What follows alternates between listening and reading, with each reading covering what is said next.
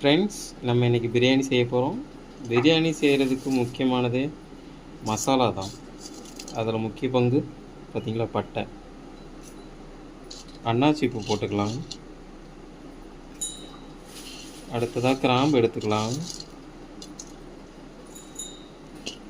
ஏலக்காவை எடுத்துக்கலாம். எல்லாத்தையும் மிக்சியில் போட்டு ஒரு அடி அடிச்சுக்கலாம்.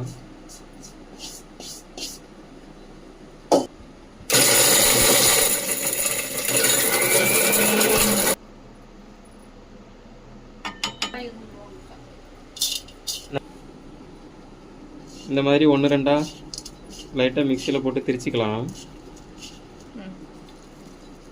பூண்டு அரைச்சிக்கலாம்.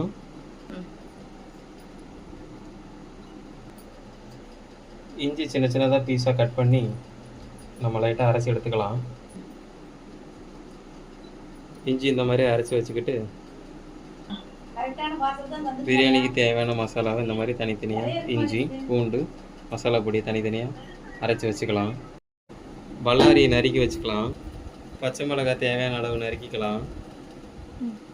தக்காளி ஒரு 2 தக்காளி, 1 கிலோவுக்கு 2 தக்காளி போதும். 2 தக்காளி நறுக்கிக்கலாம். மல்லி இலையும் புதினா இலையும் தான் அரோமாவுக்கு ரொம்ப நல்லது. வதக்கிறதுக்காக தேவையான அளவு எடுத்துக்கலாம்.